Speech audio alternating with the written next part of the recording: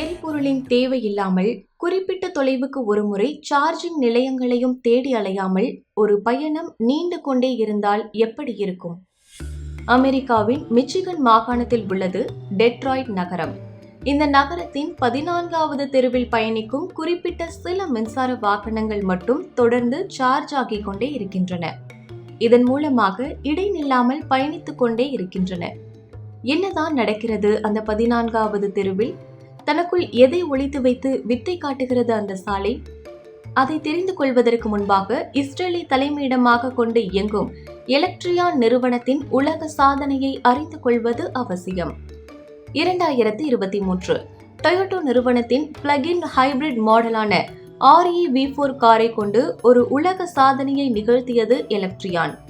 இஸ்ரேலின் கார் பந்தய வீரர் பார் பரூச் உட்பட 56 ஓட்டுநர்கள் அந்த காரை 100 மணி நேரம் 24 நிமிடங்கள் தொடர்ச்சியாக இயக்கி சாதனை செய்திருந்தனர். அவர்கள் கடந்த தூரம் 1942.56 கிலோமீட்டர். இதில் என்ன சாதனை இருக்கிறது என கேட்டால் 100 மணி நேரத்தில் ஒரு முறை கூட எரிபொருளுக்காக அந்த கார் நிறுத்தப்படவே இல்லை. இந்த சாதனை எப்படி சாத்தியமானது? அந்த டொயோட்டோ கார் பயணித்தது எலக்ட்ரியான் நிறுவனம் உருவாக்கிய சாலையின் மீது. அந்த சாலையோ வயர்லெஸ் சார்ஜிங் தொழில்நுட்பத்தால் கட்டமைக்கப்பட்டது. காரோ வயர்லெஸ் சார்ஜிங் ரிசீவரை கொண்டது. எப்படி செயல்படுகிறது இந்த வயர்லெஸ் சார்ஜிங் தொழில்நுட்பம்? எலக்ட்ரியான் நிறுவனம் அமைக்கும் சாலைகளுக்கு கீழே எலக்ட்ரோ மேக்னெட்டிக் காயில்கள் பொருத்தி வைக்கப்படுகின்றன. சாலையின் பக்கவாட்டு பகுதிகளில் அமைக்கப்பட்டிருக்கும் பவர் மேனேஜிங் ஹப்கள் மூலமாக அந்த மேக்னெட்டிக் காயில்களுக்கு தொடர்ந்து மின்சக்தி வழங்கப்படுகிறது.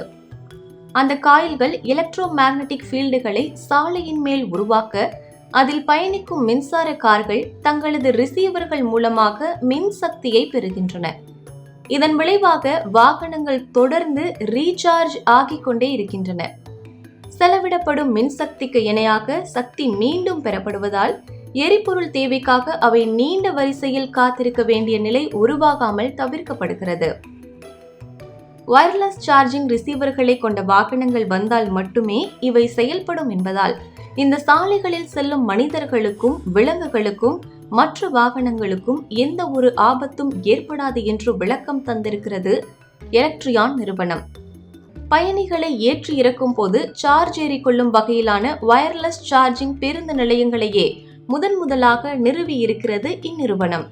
அது வெற்றிகரமாக செயல்பட்டதன் தொடர்ச்சியாகத்தான் இந்த சாலைகள் அமைக்கப்பட்டிருக்கின்றன.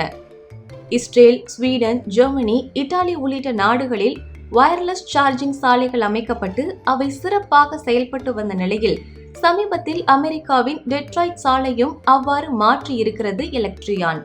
எதிர்கால வாகனத்துறை மின்சார சக்தியை நம்பியே இருக்கிறது என்ற வாதம் பெருகியிருக்கும் சூழலில் வயர்லெஸ் சாலைகளின் சாதக பாதகங்களையும் நம் கட்டுமானத்திற்கு இந்த தொழில்நுட்பம் பொருத்தமாக இருக்குமா என்பதையும் ஆராய வேண்டியது அவசியமாகிறது.